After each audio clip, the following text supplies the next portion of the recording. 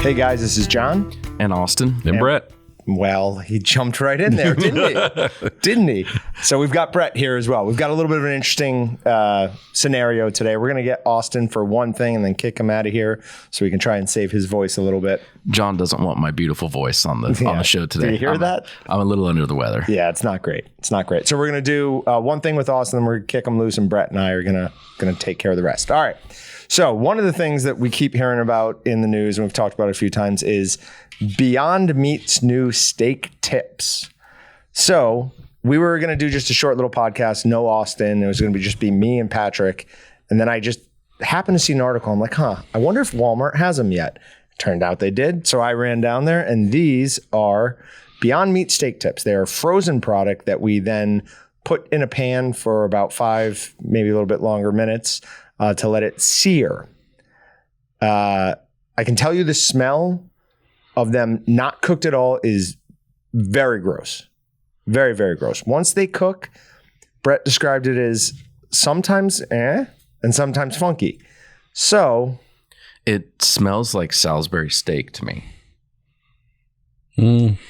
But maybe your nose is also messed up. Your nose might not be the best right now. All right. So they literally says on the package steak tips, right? Yep. That's so wrong. Of course they should not be able to do that. All of this is wrong. We complain about that a lot, about how they can label things with a meat name. When in the meat industry, you can't do that. Yeah, I used to be on the other side of this argument. I've come around to Austin's side. But all right, ready?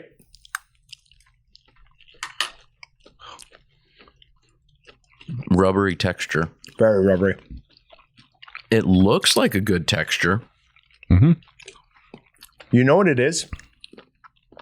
It's the exact same thing that's in their jerky.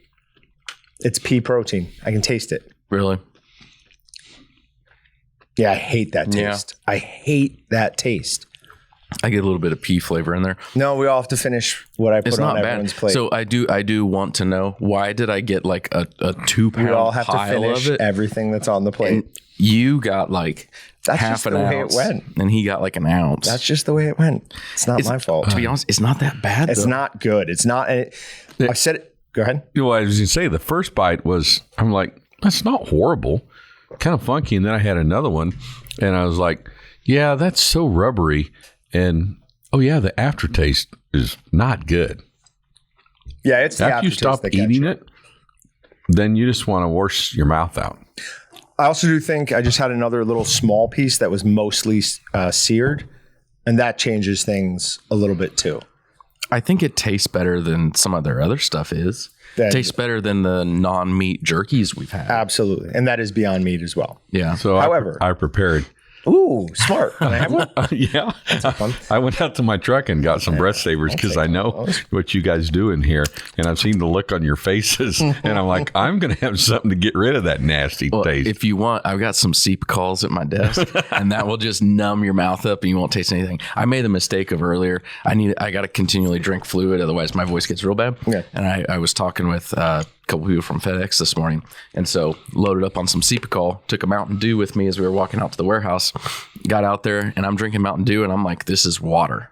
Couldn't taste anything at all on it. Just totally numbed my mouth out. So if you have anything else gross planned, I will drop some Cepacols off. That's illegal. That would be like a performance enhancing drug in sports. No. Oh my goodness. Cepacol. The next Willet barbecue we do that's gross. I know. Yeah. Absolutely not. All right, so terrible, right? I wouldn't say terrible. Yeah. Not good, but I don't think it's really that bad. Just because I'm not comparing it to steak itself. I'm comparing it mostly to the other non-meat products we've had, and it's better than all of those. So one day I'll bring in these Morningstar Farms stuff my wife eats. There's like grillers crumbles. Those are pretty good. It doesn't taste exactly like ground beef, but it tastes good. This does not taste good. And hold on. The only people who have been in here since we opened that bag are the three of us and Patrick. That is longer than any one of our hairs. That is in The meat that is too. Longer than the three of us. The meat. Combined. That's gross. So can we take a picture of that and send it in and get a refund for Why would we? Oh, a refund maybe. Definitely not a replacement. Don't care for a replacement. Yeah. I wonder if my wife would like this. I might take some home and let her try it. She can have the rest. She could have your portion. Take the hair out first. All right, so we just kicked Austin out. Like he said, not feeling good, so we're going to let him get out there and rest his voice. So we've got the rest of a regular podcast with me and Brett. One of the things that we've been doing for a while, we occasionally forget it, is talking about a new processing plant that's open that's a customer of ours. B&W Butcher Shop, they're in Blanchard, Oklahoma. From the About Us. It says our small family business provides you with a custom meat processing service.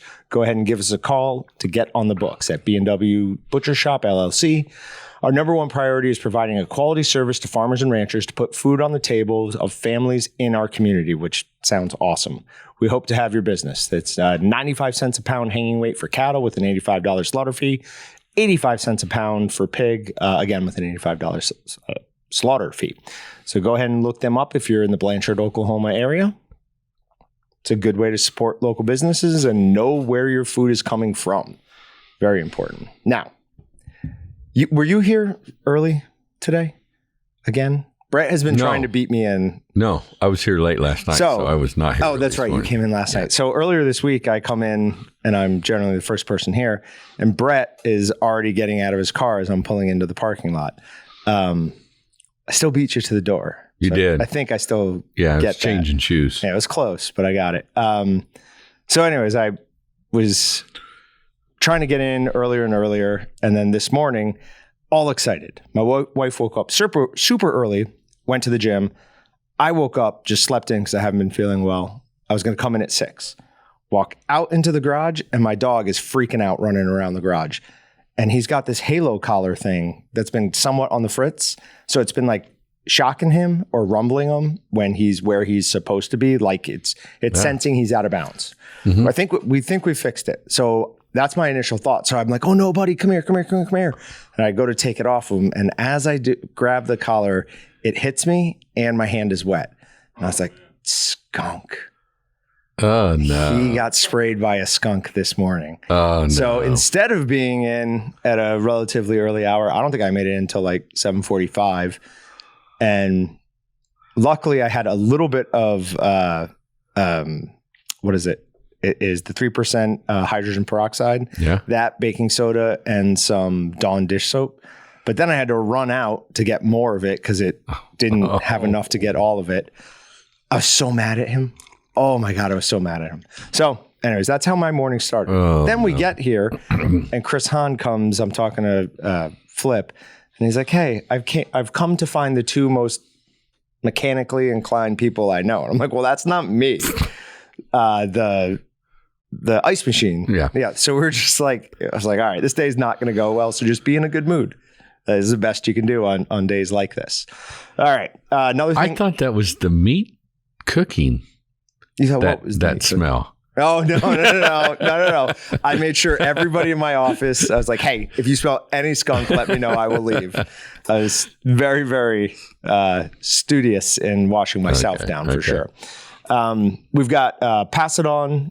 We've been doing a large raffle with them. That just closed yesterday. Probably actually around the time of our live stream. So I don't know if Austin brought it up. Maybe that was the last few sales they needed. But Brittany, I think it'll be Brittany, will be coming by sometime either this week or early next week. And we'll do that drawing live on their Facebook account. So It has everything we could think of that you would need. I saw it. Yeah. Someone's going from zero to everything. Hopefully. And hopefully it's somebody that, that will use it. Then we've got the ring neck rustler. Either that or they know a lot of people and they're just going to make a whole bunch of Christmas presents out of it, for years for their family members. Yeah, that would work, wouldn't it? Yeah. They'd be like a hero in their family for years, but vacuum sealers. I'm sure whoever wins it is going to keep it. You would hope. Yeah, you would hope. Yeah. But maybe not. More the merrier sometimes. Then we've got the PF ring neck rustler event, also known as is it still called the Governor's Hunt? No, it's not the ring neck rustler event.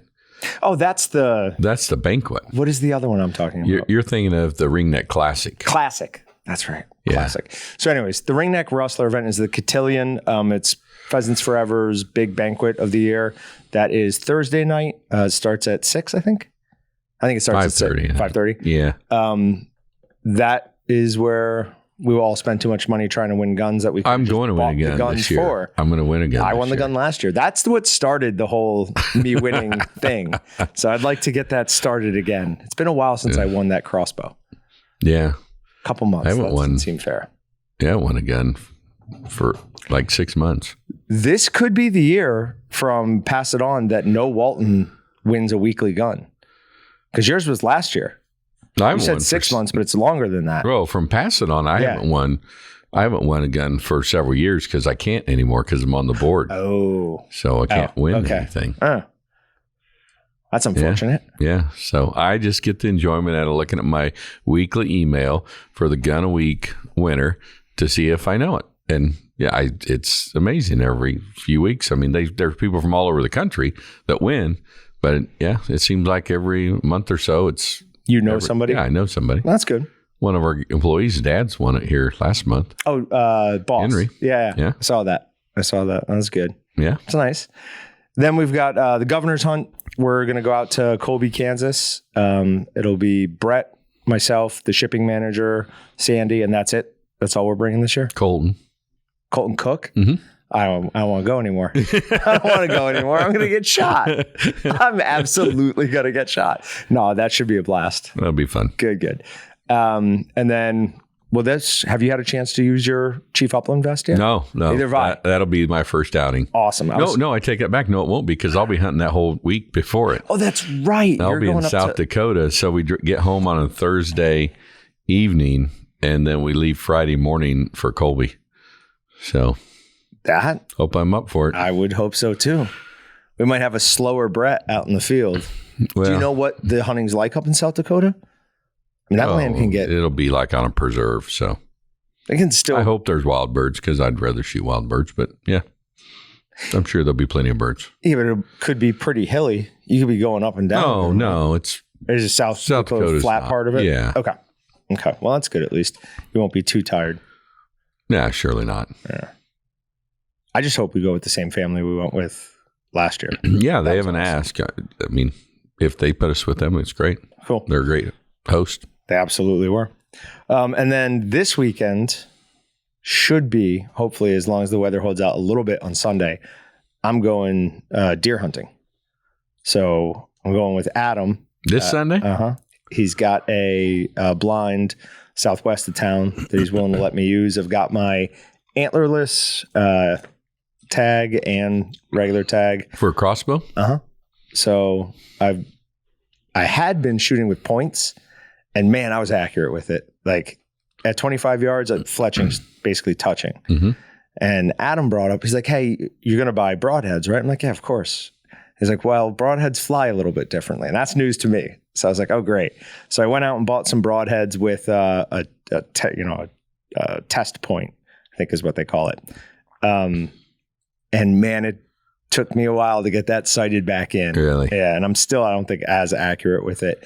Adam brought up the fact, he's like, hey, you might, like, you just put that head on one bolt and kept shooting that one. And I was like, yeah. It's like, your arrows might be flying a little bit differently. And I was like, oh, yeah.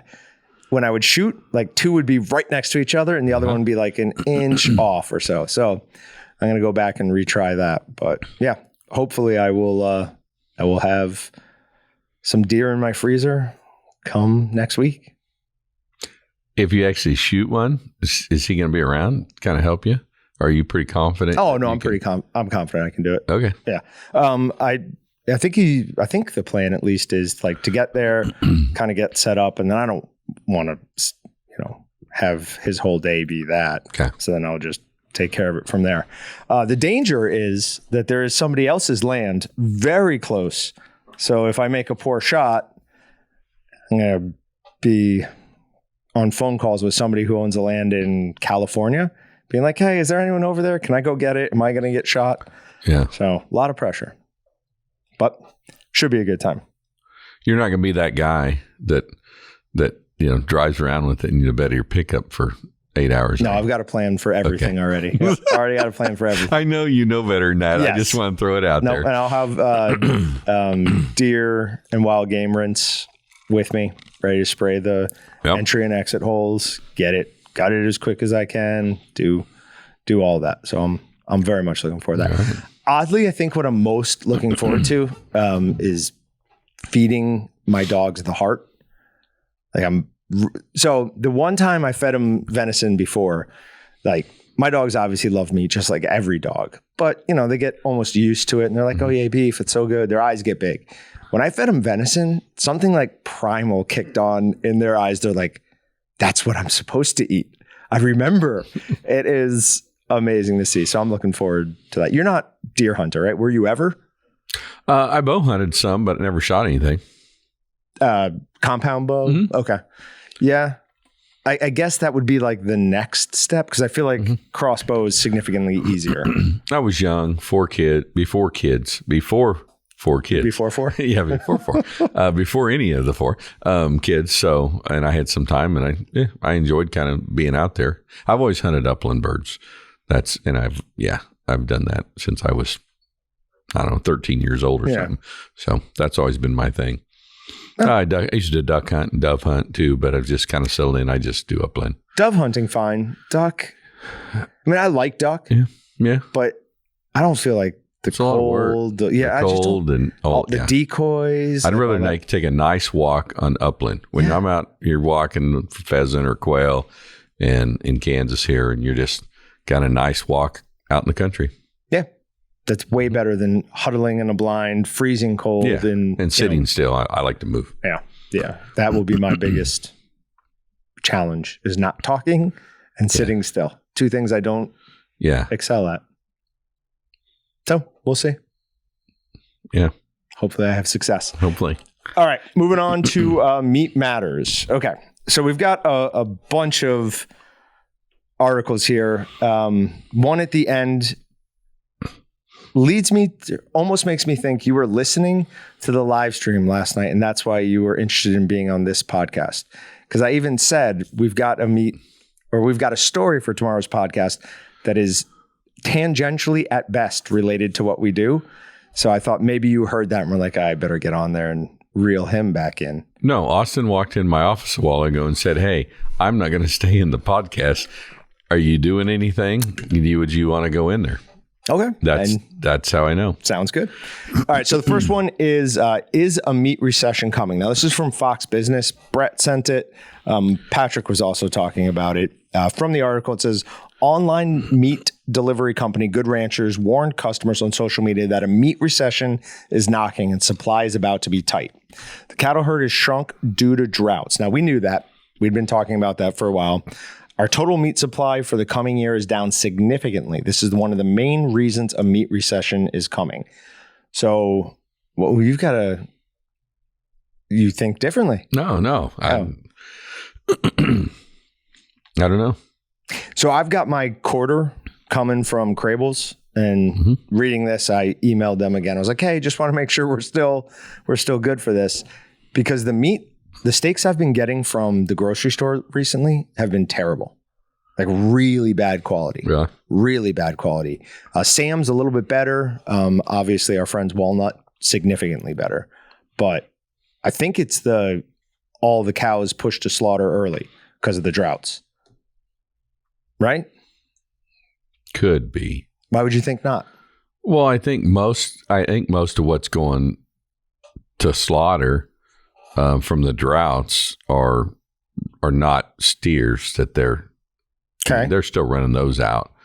They're still running those out and finish them in a feedlot. I think they're getting rid of their herd, their cows, and I don't think the cows winding up on your ribeye. Probably not.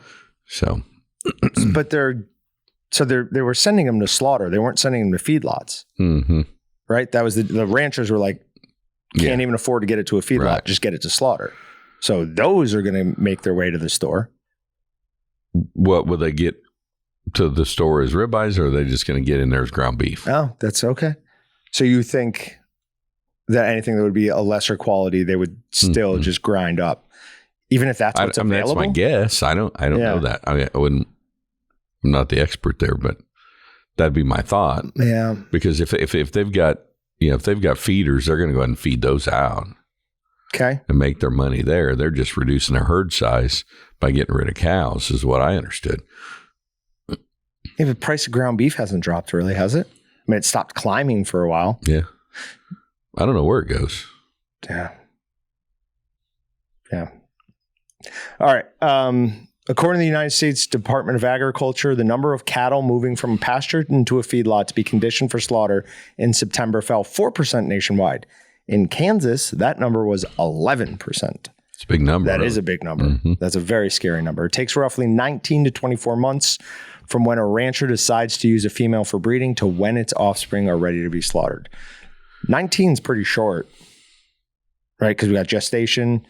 Then, I mean, most of them are over a year old when they're slaughtered. Yeah, more than a year. Yeah. So that 19 month is a short time span for that. Yep. But interesting, again, get in touch with your local meat processor, buy your half, your quarter, whatever you can now. Have a deep freeze, have a vacuum sealer, have a plan. Sleep a lot better at night if you know how you're feeding your family. Next one is, it's not funny because I don't find it funny, but I find it amusing, I guess. It's vegan woman left almost in tears after eating meat-based product from Burger King. So this was also from Fox Business. This is a quote from the woman. It says, "When I ate it and realized it made me feel sick, I was nearly in tears. I have health issues as well, so I don't want to put meat in my body," says Leanna Hutchins she's in England. Now, I feel like that health part was tacked on specifically for the enormous lawsuit that I'm sure is coming. I'm betting they're going to sue the pants off of Burger King. She was... Go ahead. She went to Burger King and got a supposedly like vegan chicken nuggets. Instead, it was like chicken nuggets. Oh, they just served her the her the wrong thing. Right. Yeah. And the health thing that she tacked on the end there, I feel is like, oh, yeah, and I have health reasons. They always tell you if you're going to sue for something, tell them that you can't sleep anymore because juries award like more money for that. This sounds like that. That's what it sounds like. I'm sure there's, some angle there. Always is. All right. USDA says more than $200 million will help meat processors expand. So this is more grants. What were the numbers last year? What is that? When's this coming out? It was just announced today. Oh, really? Yep. So that's $223 million in grants and loans Wednesday to help small and mid-sized processing plants expand as part of a larger billion-dollar effort to help boost competition in the highly concentrated industry. Sorry. What were the numbers last year? There was a big dump at the end of last year too, wasn't there? Well, there was a couple $100 million just, 2 months ago? A month ago? Just didn't, That was that soon ago? There was 211 plants, each got 200,000, I think. And this was, just a couple months ago. So I actually was just out talking to one of our salesmen today about it. And I asked him, just passing him in the hall, and I'm like, so any of your guys wind up with the grant money? And he goes, I got a couple of them. They're still trying to decide what they're going to get with it. But they're getting something. Yeah, you're going to get something with it. They're going to buy some equipment. So they've got their list that they got him. So he's got them quotes on stuff, and they've got their $200,000 in the bank the government gave them. So for the most part, though, from what it sounds like, these places are at least using it on upgraded equipment, not just like expanding facilities or like vanity projects, like a second store. Like they're using things to upgrade what they're currently doing already. Well, I don't know if this is one is specific on equipment or not. So some of the grants have had different things, and most of them are just any kind of improvements. It could be equipment, it could be building, it could be, a new cooler system. Okay. Yeah. So some of them new refrigeration. Some of them are specific to like it is for this. I don't know on these ones that have come out in the last 2 years how specific they are on equipment. It's a crazy amount of money. Yeah, I mean they said there's still more to be. There's more out there to hand out. So this must be the next round. So I don't know how that's going out. I'll be interested to see how that's going out. Dylan probably knows. He keeps up to date on that pretty good. Sure he does. You know, how many, out of $223 million in grants, is that $1 million for 223 plants? Right. Or some of it winds up going to what we would consider bigger processors. You know, they're not going. The 211 that went out last month or the month before, whatever it was, my understanding went to more small, mid-sized plants like the folks that we typically deal with. Okay, I mean, this says small, mid-sized plants. Yeah, but what they consider mid-sized? mid-sized? They consider mid-sized plants, you know, that are killing several hundred head a day. Okay. And to us, that's a little bigger plant. Okay. I mean, it's not, it's not national beef, but yeah, I mean, several hundred head a day is a lot. But somebody who does several hundred head a day would still potentially be a customer of ours. Yeah, could be. But the bulk of our customers are doing, 20, 40 beef a week. Right. And some hogs. Sure. The effort is expected to increase cattle and pig slaughter capacity by more than 500,000 head a year, and poultry plants process nearly 34 million more birds while adding more than 1,100 jobs, mostly in rural areas where the plants are located. So you have to put a poultry plant in the middle of nowhere because those things stink to high heaven. I can't take that. Yeah. I can take, like, even driving on whatever that highway is where you drive through all the feedlots, that smell doesn't really bother me. It's like, that's unpleasant. You might go into Southwest Kansas? Yeah. Whatever road that is. Like Highway 50 or... Is that what it is, 50? Yeah. Yeah, I should know 54. things better, what's around here. Since I've been here 9 years, but I don't. Well, you probably don't spend a lot of time driving out to Western Kansas. The only time I spend driving anything is here, that 2 miles between here and there. That's the only place I go. I don't want to go anywhere else. But yeah, you got to put those poultry plants out in the middle of absolutely nowhere. All right, the next one is wild game healthier? How can it help fight hunger? So only thing we're going to talk about here is the actual health difference between venison and lean ground beef. So a 3-ounce serving of venison apparently has 102 calories, 19.5 grams of protein, and 2 grams of fat. The lean beef has 114 calories, 15 grams of protein, so significantly less, surprisingly, and then 5.36 grams of fat, so more fat. My mind. Where'd you get that from? Why? What do you? Well, I mean, I'm surprised that, well, number one, they're saying 3 ounces of venison. Right. Is that like a whole muscle cut? I mean, versus ground beef. Lean ground beef. Yeah, we don't know what that is. Well, the protein part makes more sense. 85%. Well, the venison is probably a lot leaner than that. Right. That's why it's got less fat. So it does have more protein. Right. So it makes sense. Yeah. But I don't think that's apples and apples. So what, you want to compare the entire venison to the entire... I want to say, okay, ground venison. Because if you're doing ground venison, guess what you're adding to it? You're probably adding some pork fat in there, right? If you want it to taste good, yeah. Right. So if you're just talking 3 ounces of venison and comparing it to beef, then you should be like comparing it to a cut.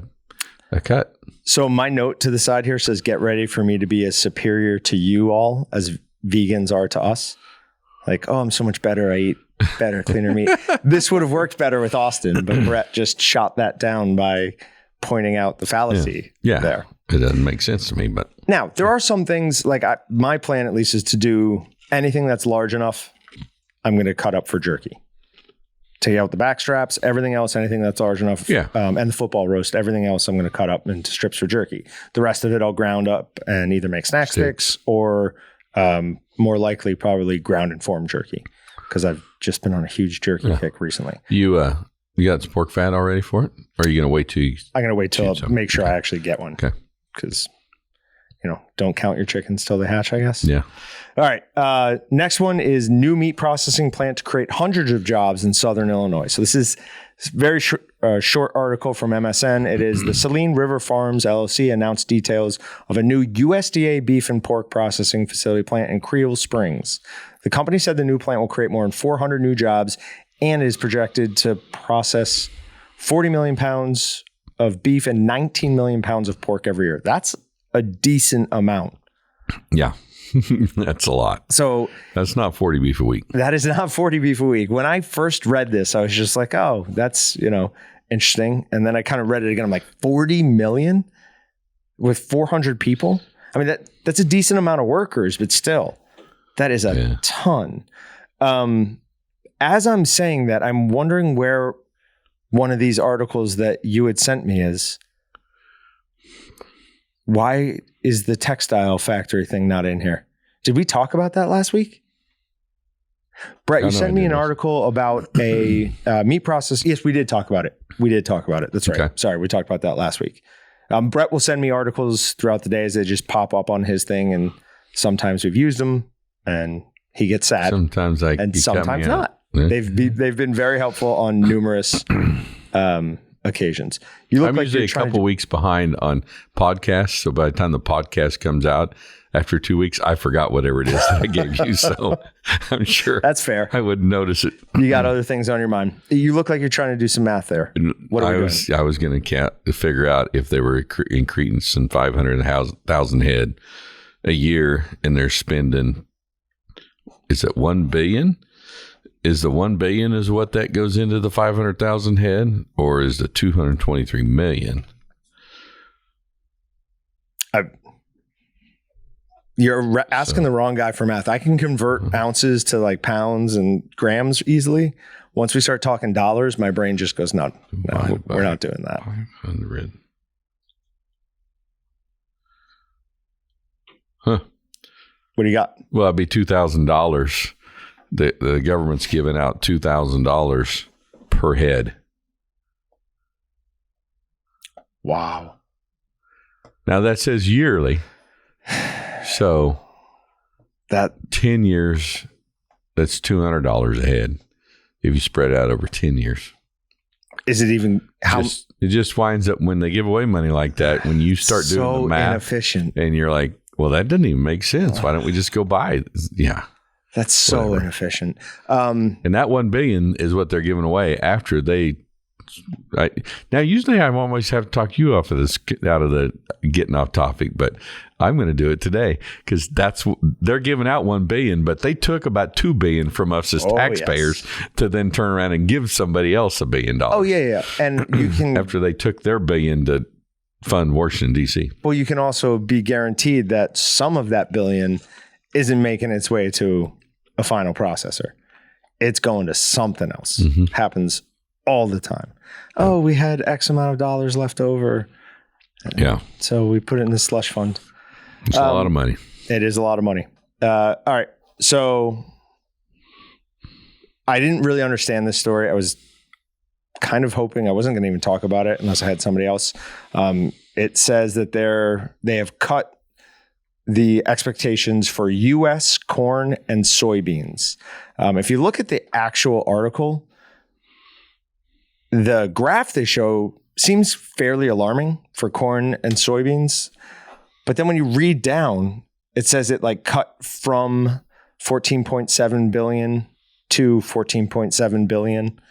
It's just a very slight drop in the BU AC yield. I have no idea what that means. I know that everything runs on corn and soy in the food industry, so any drop in expected yield is not a good thing. But when I read those numbers, they don't alarm me at all. Just like very, very minimal. So I don't know if that actually is going to affect anything or not, but it seems like it's pretty flat. Yeah. That really, really shouldn't be too bad. That's why the headlines don't always tell everything. You mean they would actually sensationalize a headline to get me to click on something? It worked. It always works. Yeah. It literally always works. I'm terrible at that. All right. So that is actually the last meat related story we have for the day. I do have a little side note thing. Okay. And this came up earlier. So just in researching stuff for this, I do read a lot of, or keep an eye at least on a lot of like science journals, and just because every once in a while I'll find one that's interesting, like the crocodile meat one. Okay. It's hard to penetrate, but like when you get it, it's pretty interesting. We talked about protein folding last week or 2 weeks ago. So this one came across, and The title is Better Than Opiates, Pain Relief Without Side Effects and Addiction. Brett, I don't know how old you were when like those things started coming out, like the Oxycontin or whatever it is. I don't know how old I was either. They were pushing them like crazy, and their whole thing was that they're not addictive. Yeah. Right. That was their like entire thing was like not addictive. You can use them whenever. So this one, now they want to stimulate your adrenal gland for the pain relieving effects. Guess what they're saying? It's not addictive. It's not addictive. Yeah. Brett, look at that. It's I didn't know. Yeah, I didn't know that opioids were supposed to not be addictive when they came out. So. I mean, they're all based off opium, like the poppy. Mm-hmm. That's an unbelievably addictive substance. How they would get away with saying it wasn't was unbelievable. But anyways, just more question what everything you're putting into your body. Don't just take some pill just because you think it is. Eating healthy, getting enough sleep, those are probably the two best things you can do for your body. Says the guy who's probably about 20 pounds overweight right now. I got one of those down. Getting enough sleep? Yeah. I do that one pretty good. Boy, that was a real quick decision in my brain. It was like, do you say this joke? Do you do it? Do you do it? Do you do it? Yeah, do it. Do it. All right, Brett, you got anything else you want to talk about? No, I don't. Since I was just pulled off for the end of the bench, I really wasn't prepared for game time. I think probably what I need to do a better job of, because I was kind of watching in football last weekend, the quarterback gets hurt. The guy on the side, he's expected to be prepared, ready to play every game, just in case. And I quite obviously wasn't today. Well, I'll tell you what, anytime we've had you on, we always get a super positive response from the guys on Meatgistics. They always like hearing you. So we should probably do a more regular spot, like at least quarterly or something with you. That one that we had with you and Kurt, the first one where we maybe drank a little bit too much. I drank just enough. That's right. You did stop. Kurt was sitting here. Oh, whatever. Let's not do that. But yeah, we probably should do like a quarterly appearance for you or something. Yeah. At least. I kind of like the live stream just because you get some instant feedback, Yep. I love that when we do that and there's the... So I might try to like slide in when the big one's coming up. The big one, yeah. Yep. I might slide in, like give you guys a little time break or something, and I can fill in, and then we'll see if the audience out there, wants you guys to come back. Yeah, stay. It'll be Austin. They don't want to come back. They want me for sure. So for anyone who's not aware, on the 28th, which is Cyber Monday, that is our biggest day of the year. So we do a live stream. It is also the final day of our Thanks Black Monday sale. Thanks Black Monday sale has 3 different stages. First one goes from the Monday before Thanks Black Monday all the way through. Second one starts on Black Friday. Final one is Cyber Monday only. On that live stream, we do a bunch of flash sales, coupons, some giveaways. And I think we did a relatively short one last year. When we started doing them, they were like 5 hours long. So how long are you this year? You haven't decided? No. It's not going to be 5 hours. Okay. It can't be.